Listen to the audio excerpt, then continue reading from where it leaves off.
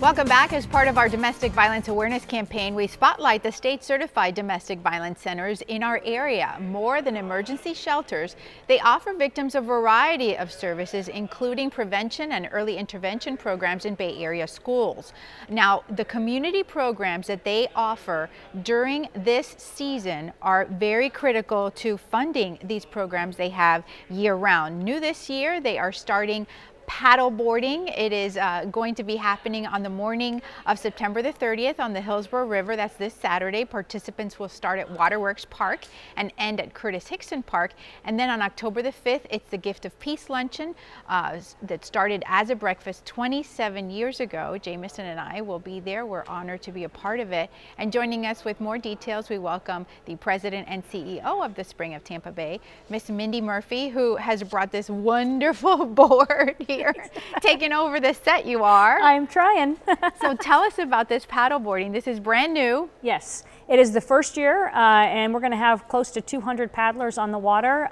It's a positive, uplifting event, and it's funding 3 of our programs that work with families that seek our services. So tell us about the 3 of them. So our 3 programs, our prevention team that works in the schools with young people, because dating violence, unfortunately, is just as prevalent as domestic violence. Right. Our pet program, people don't realize, but when you're fleeing into the safety of shelter, if you have to leave your pets behind, you're not going to leave because they're part of the family. And so our pet program enables survivors to bring their pets with them. And then the 3rd program is our health and wellness program. We have a champion who works with our survivors on their own personal health, because we know moms take care of the kiddos, but sometimes they neglect their own needs. Right. And your physical, emotional, spiritual health is just as important in your survivor, you know, helping you become healthy and thrive as everything else. And so that program works with survivors, but then she also works with doctors in the community to help them be points of entry for survivors seeking services. How do you make folks understand that these community events really are critical to your budget? Yeah, I mean, the reality is half our budget is raised privately.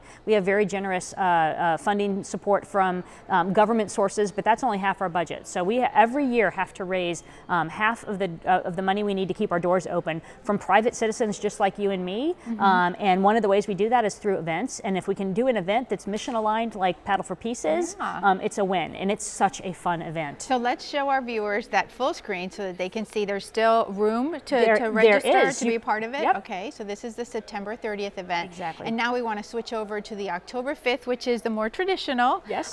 Tell our viewers about that real quick. So for 27 years we've had a luncheon. At one point it was a breakfast, but that was painfully early. So we switched to a luncheon, and it is next Thursday, October 5th at the Tampa Convention Center. About 500 people will be there to hear messages of hope and inspiration, and we'll be honoring people for the work that they do in the community to help end domestic violence. And we will be there. Thank you so much. Thanks for coming in. It's always so nice to be a part of the Spring family. We'll be right back after this. Closed